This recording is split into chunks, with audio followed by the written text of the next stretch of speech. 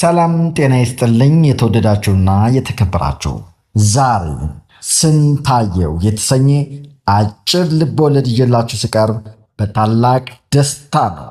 ስንታየው ደራሲ አዳነ ዘሩ። አብራችሁን ቆዩ። ከምሽቱ 2 ሰዓት ቀዝቀዝ ያለ አየር ሁኔታ ከቴፕ ሪከርዱ የሚያደምጠው ጌዲዮን ዳንኤል መኖር ፈርቼ ተሰቃይቻለሁ እያለ የሚያዘመው ዜማ ወደ ኋላ መለሰው። ይህ ሙዚቃ ሳሙኤልን 20 ዓመታት ወደ ኋላ አነጎደው በትዝታ። ገና በወጣትነት ዕድሜ የምትገኝ ተፈጥሮ አማላይ መስህብ የሰጣት ወጣት፣ የምታምር የምታሳዝን ፍጡር ገና የ10 ዓመት እንቦቅላ እያለች ነበረ ስንታየው ቤተሰቦቿ ሁሉ በጎርፍ አዳጋጣ ከጎጃም ወደ ጎንደር የመጣችው። ምንም ወዳጅ ዘመድ የሌላት እንቦቅላ ሕፃን ጎዳና ዕጣ ፈንታዋ ሆነ። ሕይወት የመከራ ስቃይ ክፍሏን አሸከመቻት። ምንም እንኳን ለአስጨራሽ በጣም የመረረ ሕይወት እየተጋፈጠች ቢሆንም ውበቷ ግን በተደላደለ ሕይወት ከሚኖሩት ሁሉ የበለጠ ነበር። ይህ አማላይ ውበቷ ታዲያ የሕይወት ጋሬጣ ሆነባት። ገና በልጅነት አስከፊው ጾታዊ ጥቃት ደረሰባት። ያኔ ነበረ ሳሙኤል የተጸነሰው። ሳሙኤል በደረሰባት ያስገድዶ መድፈር ጥቃት ተጸነሰ። አንተ መድኃኒዓለም አሁን ከኔ ልጅ አይድሌ እንደ በየመከራዬ ስንታየው አመረረች። መጠለያ የላትም። ብርድ፣ ቆፈንና ፀሐይ ከእርግዝናው በላይ ሕይወቷን የበለጠ ውስብስብና ተስፋ አስቆራጭ አደረገው። ነፍሰ ጡር መሆኗን ያስተዋሉት ወይዘሮ ዮርዳኖስ ቤታቸው ወስደው በሰራተኝነት ለመቅጠር ወሰኑ። እግዜር ይስጥሽ በማለት አብራት ሄደች። ስንታየው አትናገርም። ቁጥብ፣ አይናፋርና ድንጉጥ ናት። አሁን የምትወልጅበት ሰዓት እየተቃረበ ስለሆነ ከባድ ነገሮችን አታንሽ። ስራም ያቅምሽን ነው መስራት። አትጨነቂ፣ ዘና እሺ የኔ ቆንጆ እንደ ቤትሽ አለቻት ይሁዳት ለሰስ ባለ አማርኛ። ኧረ እሜቴ እሰራለሁ አለች እየተሽኮረመመች። ስንታየው ሳሙኤልን በሰላም ከወለደች በኋላ ሰውነቷ በጣም ተመቸው። ራሷን መጠበቅ ጀመረች። በጣም ውበቷ ጎመራ። አቶ ጌታቸው ደልደል ያሉ ጎልማሳ ናቸው። ገና በልጅነታቸው በንግድ ሥራ ስለተሰማሩ ጥሩ ገቢ አላቸው። ከወይዘሮ የውብዳር ጋር ከትምህርት ቤት ነበር የሚተዋወቁት። በልጅነቱ ያበበው ፍቅራቸው ጠንክሮ ለትዳር አበቃቸው። ውበት በደም ሲያዝ ይጎመራል። በጣም አማረባት። ጦሰኛው ውበቷ ግን የጌታቸውን ትዳር አደጋ ላይ ጣለው። በዚህም ምክንያት የጌታቸው ሚስት በስንታየው ላይ እጅግ አስከፊ በደል ፈጸመችባት። እንቦቅላ ሕፃን እንደያዘች ከቤት ለመውጣት ተገደደች። ምንም እንኳ መከራና ስቃይ ቢፈራረቅባት፣ የተለያየ በደልና አሰቃቂ ጥቃት ቢደርስባትም ፍጹም በሆነ የእናትነት ፍቅር ሳሙኤልን አሳደገችው። ሳሚ አለች ፍጹም የእናትነት ፍቅር በሚንቦገቦግባት የሚያምር አይኗ በስስት እያየች። ለእኔ ተስፋዬ አንተ ብቻ ነህ። በርትተህ ተማር ልጅ። እኔ እናትን ልብስ ማጠብኩ፣ እንጀራ ሸጥኩ፣ አሳድጋለሁ። እሺ አለና አንገቱን አቀርቅሮ መሬት ማየት ጀመረ። ቀለል ያለ ልብስ ለብሷል። ከታጠበ ሳምንት እንዳለፈው ሳሚ ሳይጠየቅ ልብሱ ይናገራል። ገና የጧቷ ፀሐይ መሬቷን ሳታሞቅ በጧት ተነስቶ ከአቅሙ በላይ የሆኑ ስራዎችን ይሰራል። ጋሼ ይጠረጋል፣ ጋሼ ይሸከማል። ከጧት እስከ ማታ በለስላሳ አንደበቱ የሚለምኑ በሚመስሉ ቆንጆ አይኖቹ አላፊ አግዳሚውን ይጠይቃል። በዚህ ስራ ያገኛትን ሳንቲም ምንም ሳያባክን ለወይዘሮ ስንታየው ይሰጣቸዋል። በፍቅር አንጀቱ ይላወሳል። የእናትነት ፍቅር መላስ ሰውነቷን ሲለበልበው ከሲኦል የበለጠ አስተዋይ ነገር በሰውነታች ሲተራመስ የሐሳብ ጫጫታ አእምሯቸውን እንደ ውቅያኖስ ማዕበል ሲንጠው ይሰማቸውና ጸጥ ይላል። እማዬ ሁሉም ነገር እኮ ባለበት አይቀጥልም፣ አይዞሽ። ይህ የሕፃን አንደበት የበለጠ በሐዘን ድባብ እንድትዋጥ ያደርጋታል። በቃ ዳኒ እኔ ልተኛ አንተ አጥና ብለው በብርድ ልብሳቸው ውስጥ ዓለምን ለመሸወድ ጥረት ያደርጋሉ። እንቅልፍ ግን የለም። ሳሙኤል በትምህርቱ በጣም ጎበዝ ተማሪ ሆነ። በአዲስ አበባ ዩኒቨርሲቲ የፍልስፍና ትምህርት መስክ ለማጥናት ተመደበ። ሳሙኤል በጣም አንባቢ ሆነ። መጽሐፍት የተለያዩ ምሁራን አስተሳሰብ የምናገኝባቸው፣ ከምሁራን ጋር በርቀት የምናወራባቸው ታላቅ የእውቀት ክምችት ያለባቸው ቁሶች ናቸው ብሎ ያምናል። ሳሚ ስለ አንባቢ ራዕይና ዓላማ ያለው ተማሪ ነው። አብዛኛውን ጊዜ ጓደኞቹ መጽሐፍት ናቸው። መጽሐፍት ያዝናኑታል። መጽሐፍት የተከማቸበትን የጭንቀት ክምችት ያርሱታል። ሃሎ መሰረት፣ እማማ ማግኘት እችላለሁ? አለ ጎረቤቱን አንድ ቀን። አሁን ወጠዋ። ከወዲያኛው ያለው ድምፅ ልቡ ምቷ ጨመረ። ዓለም ዝብርቅርቅ አለችበት። ጮህ ጮህ አሰኘው። ይደውላል። ዘመድ ለመጠየቅ ወደ ጎጃም ሄደዋል። ዳን ሳሚ ግራ ተጋባ። ድፍን 6 ወር ወይ እማዬ፣ እንዴት አባቴ እንደናፈቅሽኝ ብታውቂ እንዲህ ባልጨከንሽብን። ሕይወት ተምታታችበት። አሳይመንት፣ የሃንዳውት ክምር፣ ነዝናዛ መምህር፣ የዶርም ልጆች ፉገራ፣ የገንዘብ እጥረት፣ ሁሉም ነገር ተስፋ አስቆራጭ ሆነበት። ወይ ትርጉም አልባ መኖር። ምን ነው እማዬ፣ በዚህ ውስብስብ ዓላማ መጠሽ በመከራና ፍዳ ከምታሰቃይ ምን ነው? ሳይጨርሰው ማልቀስ ጀመረ። እንባው እንደ መስከረም ዝናብ ዱብ ዱብ እያለ በጉንጮቹ ይፈስ ጀመር። እመት ስንታየው ድንገት ታመው። የቀረችውን ትንሽ ፋሽ ተጠቅሞ መሰረት ልጄን አደራ አይዞ በሉት፣ ለሱ ነው እንጂ እኔስ ኑሬም አያምርብኝ። በተቻለች መጠን ከጎኑ ሁኝለት፣ እንዳይከፈው አንድ እናቱ ነሻጅልኝ። አንድ ልጄን አደራ፣ ለውለታቸው ያው አንድዬ። ትንፋሻቸው አቋረጠ። ይችን ምድር ከመጠበብ ጀምሮ መከራና ስቃይ፣ ፍዳና መከራን እያስጎነጨቻቸው ደስታን እንደነፈገቻቸው እስከ ወዲያኛው በሕይወት አለፉ። ሳሙኤል በማዕረግ ተመርቆ በምርቃቱ ቀን የሚወዳትን እንዳይኑ ብሌን በስስት የሚያያት እናቱ ባለማግኘቱ የደስታውን ቀን ወደ ሐዘን ተለወጠ። ከአዲስ አበባ ወደ ጎንደር ይከንፋል። ስካይ ባስ። ሁሉም ተሳፋሪ ወሬውን ይሰልቃል። ዳንኤል ግን ከራሱ ጋር ያወራል። ጎንደር ደርሶም ለእናቱ ደስታውን ለማብሰር በጣም ጓጉቷል። ምን ነው የዛሬ ሾፌር የሚቦን አለ ለራሱ። የሰዓታት ጉዞ፣ የብዙ ቀናት ጉዞ ይመስሉ። አእምሮ ውስጥ ደስታና ግልጽ የማያውቀው ስሜት እየፈሰሰ አሰልቺው የአዲስ አበባ ጉዞ ተቋጨም። ከቤታቸው እንደደረሰ አከራያቸውን መሰረትን አያት። ጥምጥም ብሎ ሳማት። እማማስ ማሚስ ጮክ ብሎ ጠየቃል። መሰረት ፊቷ ጠቆረ። መብረቅ እንደመታው ሰው ክው አለች። አሁን ወጣው ነው ይመጣሉ፣ ተቀመጣች። ድንጋጤዋ ላይ እየተነበበ የእሷ ድንጋጤ ወደ እሷ ተስገባበት። ድንጋጤው ከቁጥጥር ውጭ ሆነበት። መሲ እማዬ አረፈች አይደል አላት። አዎ አለችው። ዳንኤል ጸጥ አለ። አይኖቹ ፈጠጡ፣ ግን አያዩ። ጆሮቹ መስማት ተሳናቸው። በዚህ የሚያምሩ ህመምተኛ ሆነ።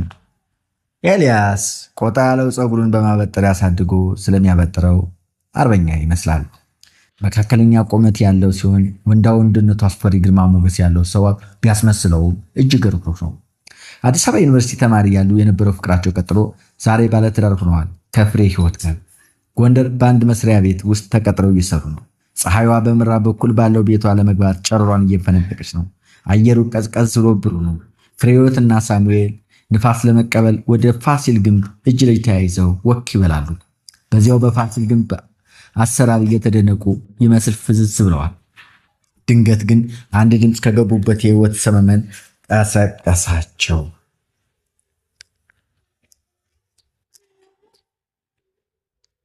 ዳንኤል ጮክ ብሎ ብቻውን ያወራል።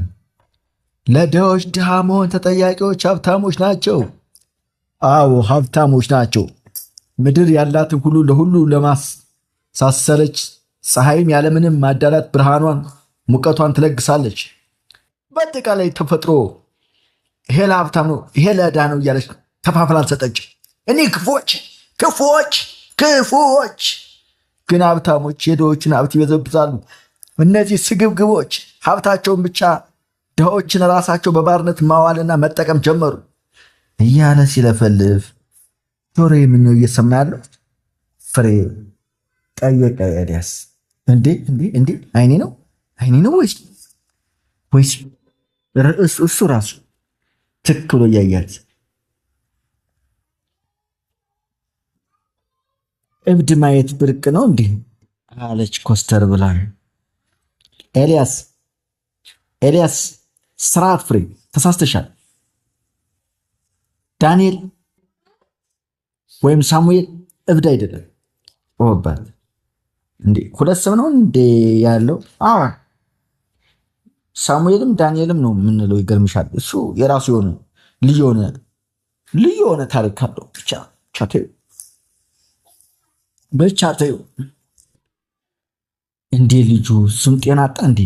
ግራ መጋባቷን በፊቷ ገጽታ ለመግለጽ ጥረት እያደረገች እኔ እብድ አይደለሁም እናንተ ውሾች ውሾች። ድምጿ አስገምጋሚና ሆቱ የጆሮ ታምብሩን የሚጎዳ አይነት ነው። ፍሬ አለ ኤልያስ በፍቅር አይኗን ፍትዝ ብሎ እየተመለከተ። ይሄ ልጅ የምንወደው ብቻ ሳይሆን የምናደንቀው ጓደኛችን ነበር እኮ። በአዲስ አበባ ዩኒቨርሲቲ በዝምታው፣ በፍልስፍናው፣ በሚጽፋቸው ጥልቅ የምርምር ጽሑፎች እውቀት የነበረው በዩኒቨርሲቲው ማህበረሰብ በጣም ተወዳጅ ልጅ ነበር። ብቻ ምን ታደርጊዋለሽ ብሎ ፍዝዝ አለ። በሀሳብ ርቆ ሄደ። ወደ ራስ ተመለስ አለችው ፍሬ ነገሩ ግራ ያጋባት ይመስል። አይ ህይወት ጋሬጣዎች የበዛባት ደግሞ ለአንዳንድ ሰዎች ዓለም ራሱ ኮሜዲ ነች። ብቻ በቻልኩት መጠን እረዳዋለሁ። ጭራሽ ሳይካትሪስት ነኝ በለኛ ፍሬ ያፌዘችበት። እንደሷ ፍሬ ልጁ በህይወቴ ውስጥ ትልቅ ቦታ ያለው የአሁኑ ማንነቴ ነጸብራቅ ነው።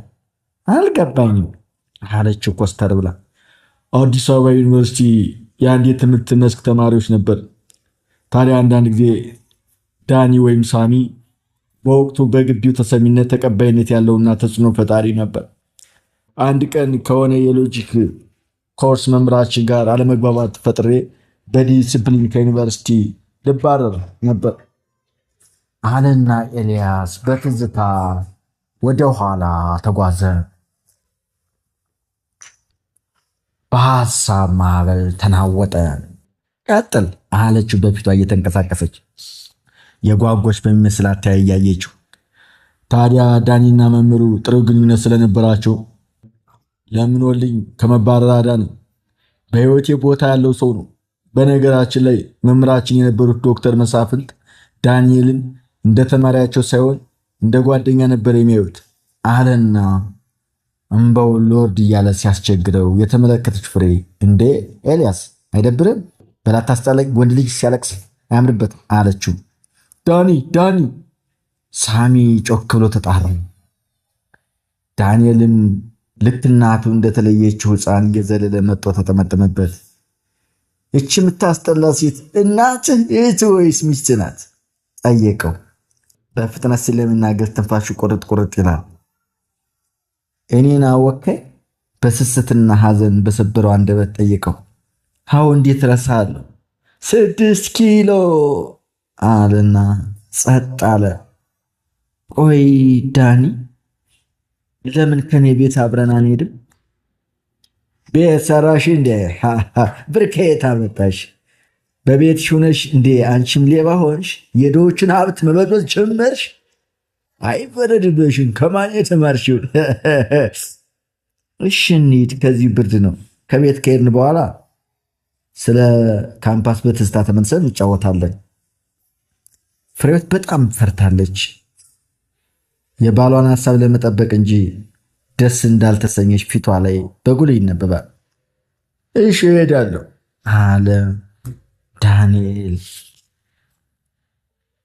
የዳንኤል ልብሶች ለዓመታት ውሃ ስላልነኩ ከሚገቡ በላይ ቆሸዋል።